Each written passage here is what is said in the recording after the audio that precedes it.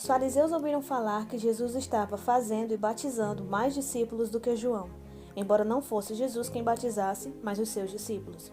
Quando o Senhor ficou sabendo disso, saiu da Judéia e voltou uma vez mais a Galiléia. Era-lhe necessário passar por Samaria. Assim chegou a uma cidade de Samaria, chamada Sicar, perto das terras que Jacó dera a seu filho José. Havia ali o poço de Jacó.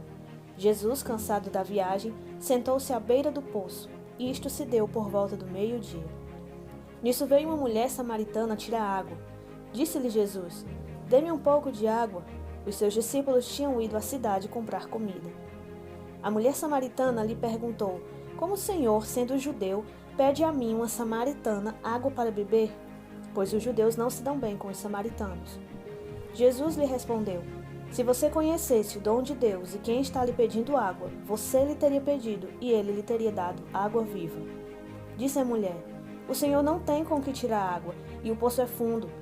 Onde pode conseguir essa água viva? Acaso o Senhor é maior do que o nosso pai Jacó, que nos deu o poço do qual ele mesmo bebeu, bem como seus filhos e o seu gado?" Jesus respondeu: "Quem beber desta água terá sede outra vez, mas quem beber da água que eu lhe der, nunca mais terá sede. Ao contrário, a água que eu lhe der se tornará nele uma fonte de água viva a jorrar para a eternidade." A mulher lhe disse: "Senhor, dê-me dessa água para que eu não tenha mais sede, nem precise voltar aqui para tirar água." Ele lhe disse: "Vá, chame o seu marido e volte." "Não tenho marido", respondeu ela. Disse-lhe Jesus: "Você falou corretamente, dizendo, não tenho marido. O fato é que você já teve 5, e o homem com quem agora vive não é seu marido. O que você acabou de dizer é verdade." Disse a mulher: "Senhor, vejo que é um profeta. Nossos antepassados adoraram neste monte, mas vocês judeus dizem que Jerusalém é o lugar onde se deve adorar." Jesus declarou: "Creia em mim, mulher. Está próxima a hora em que vocês não adorarão o Pai nem neste monte nem em Jerusalém. Vocês samaritanos adoram o que não conhecem. Nós adoramos o que conhecemos, porque a salvação vem dos judeus. No entanto, está chegando a hora, e de fato já chegou, em que os verdadeiros adoradores adorarão o Pai em espírito e em verdade. São estes os adoradores que o Pai procura. Deus é espírito, e é necessário que os seus adoradores o adorem em espírito e em verdade." Disse a mulher: "Eu sei que o Messias, chamado Cristo, está para vir. Quando ele vier, explicará tudo para nós." Então Jesus declarou: "Eu sou o Messias, eu que estou falando com você." Naquele momento, os seus discípulos voltaram e ficaram surpresos ao encontrá-lo conversando com a mulher. Mas ninguém perguntou: "Que queres saber?" ou "Por que estás conversando com ela?" Então, deixando seu cântaro, a mulher voltou à cidade e disse ao povo: "Venham ver um homem que me disse tudo o que eu tenho feito. Será que ele não é o Cristo?" Então saíram da cidade e foram para onde ele estava. Enquanto isso, os discípulos insistiam com ele: "Mestre, come alguma coisa." Mas ele lhes disse: "Eu tenho algo para comer que vocês não conhecem." Então seus discípulos disseram uns aos outros: "Será que alguém lhe trouxe comida?" Disse Jesus: "A minha comida é fazer a vontade daquele que me enviou e concluir a sua obra. Vocês não dizem, daqui a 4 meses haverá colheita? Eu lhes digo, abram os olhos e vejam os campos. Eles estão maduros para a colheita.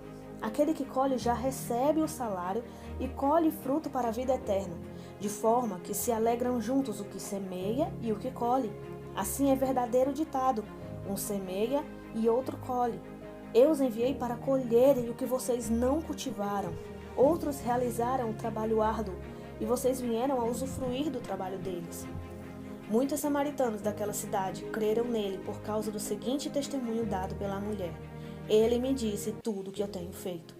Assim, quando se aproximaram dele, os samaritanos insistiram em que ficasse com eles, e ele ficou 2 dias.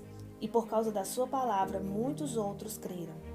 E disseram à mulher: "Agora cremos, não somente por causa do que você disse, pois nós mesmos o temos ouvido e sabemos que este é realmente o Salvador do mundo."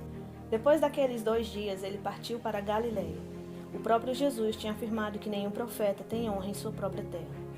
Quando chegou a Galiléia, os galileus deram-lhe boas-vindas. Eles tinham visto tudo o que ele fizera em Jerusalém por ocasião da festa da Páscoa, pois também haviam estado lá. Mais uma vez, ele visitou Caná da Galiléia, onde tinha transformado água em vinho. E havia ali um oficial do rei, cujo filho estava doente em Cafarnaum. Quando ele ouviu falar que Jesus tinha chegado a Galiléia, vindo da Judéia, procurou-o e suplicou-lhe que fosse curar seu filho, que estava à beira da morte. Disse-lhe Jesus: Se vocês não virem sinais e maravilhas, nunca crerão. O oficial do rei disse: Senhor, vem antes que o meu filho morra. Jesus respondeu: Pode ir, o seu filho continuará vivo. O homem confiou na palavra de Jesus e partiu. Estando ele ainda a caminho, seus servos vieram ao seu encontro com notícias de que o menino estava vivo. Quando perguntou a que horas o seu filho tinha melhorado, eles disseram: A febre o deixou ontem, à 1h da tarde. Então o pai constatou que aquela fora exatamente a hora em que Jesus lhe dissera: O seu filho continuará vivo. Assim, creram ele e todos os de sua casa.